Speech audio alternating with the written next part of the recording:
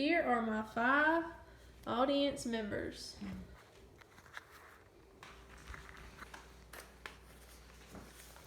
Hi everyone, my name is Macy Rycroft. I'm here from East Bend, North Carolina, and one of my favorite things to do is play softball. I'm here to help you learn how to better yourself as a hitter, not only physically, but mentally. When playing softball or baseball, hitting the ball is the most challenging but fun aspect of the game. Hitting can seem like a complicated process at first, but once you learn the basics, it's super fun and quite easy. Now, hitting the ball can be broken down into 2 categories: form and mindset.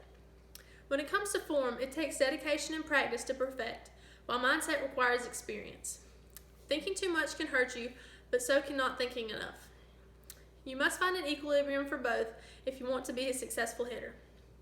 Athletes who focus on technique and mentality often prove to be the most successful. The only way to perfect your hitting is with time, effort, and patience. First and foremost, when perfecting your form, I found the most effective way is to slow things down. Here's an example of what your form should look like.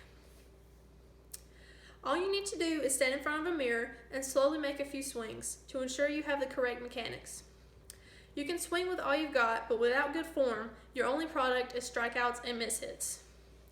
Perfect form can take a long time to achieve, but it is so rewarding once you've achieved it. Your form can be broken down into 2 segments: upper body and lower body. Your main focus with your upper body is to always keep your eyes on the ball. Doug Bernier says, "You can't hit what you can't see," which I agree with. Big league hitters also say keeping your head down helps you to swing harder and faster.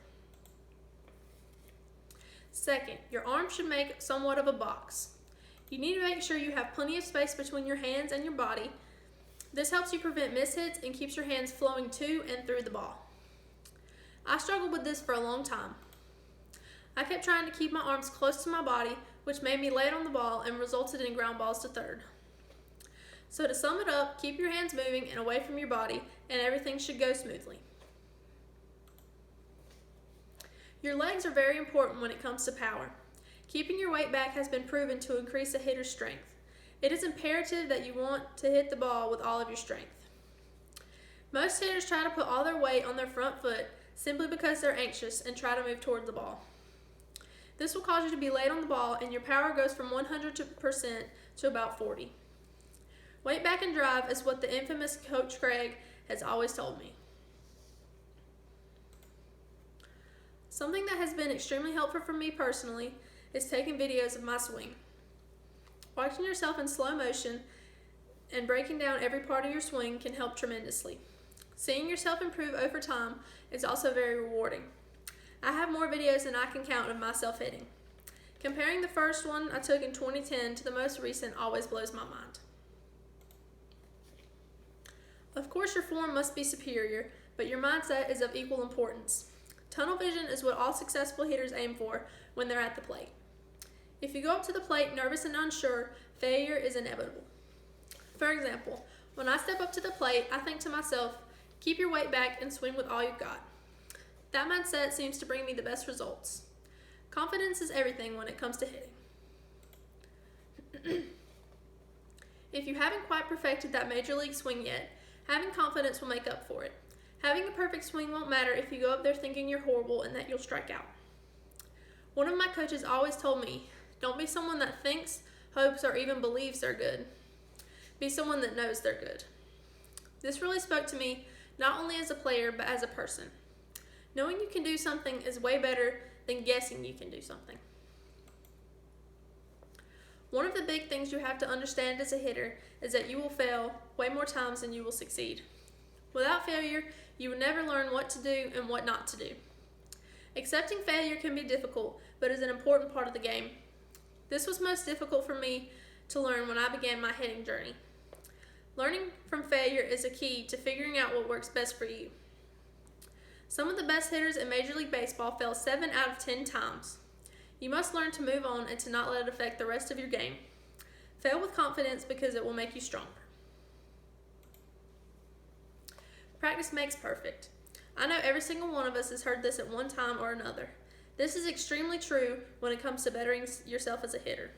You can watch videos, read books, articles, and listen to an instructor, but it won't do any good unless you go out and apply it yourself.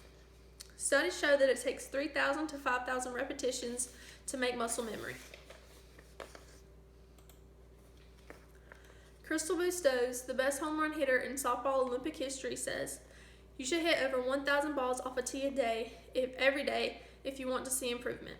Of course, there are a few basics that every good hitter should follow, but everyone has their own style and way of hitting that proves most comfortable to them.